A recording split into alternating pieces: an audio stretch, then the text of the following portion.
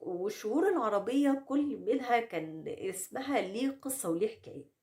أول الشهور العربية عندي محرم، وهو أول شهر في السنة، وده كان بيحرم فيه القتال فأطلق عليه محرم.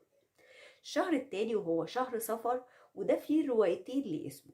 الرواية الأولانية إن كان في الشهر ده كان بيبقى العرب بيخرجوا للقتال، فكانوا العرب بيقولوا إن الدار أصفرت من أهلها، أي أن الدار خلت من أهلها ما فيهاش حد.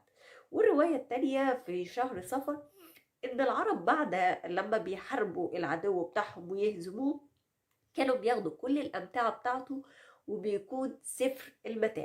شهر ربيع الأول اتسمى بهذا الاسم لأن لما جه تم تسميته كان بيصادف وجود الربيع. بالنسبة لربيع التاني هو بيجي بعد ربيع الأول وبنكون لسه في الربيع. أما بقى بالنسبة لجماد الأول فهو الشهر اللي المية بتتجمد فيه من شدة البرودة، فسمي جماد الأول. بالنسبة للجماد الثاني احنا بنكون لسه في فترة الشتاء والمية بتكون متجمدة فسمي جماد الثاني.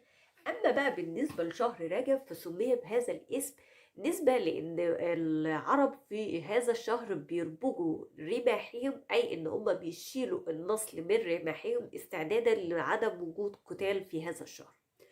بالنسبة لشهر شعبان ففي عندي روايتين لتسميته. أول رواية هي إن العرب في الشهر بيتشعبوا للقتال، أي إن هم هيكونوا بيخرجوا للقتال.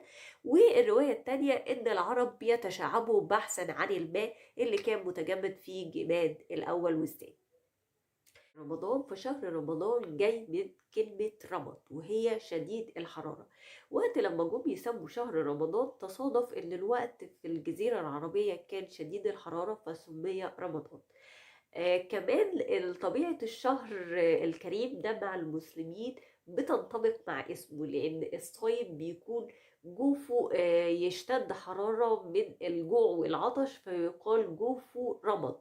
بالنسبة لشهر شوال فهو الشهر التي تشول فيه الإبل، يعني الإبل بتبقى فيها ضعيفة ولبنها بيجف. بالنسبة لشهر ذو القعدة وده الشهر اللي العرب بيقعدوا فيه وما بيكونش فيه قتال ومش بيخرجوا من بيوتهم. أما بقى بالنسبة لشهر ذو الحجة فهو طبعا موسم الحج.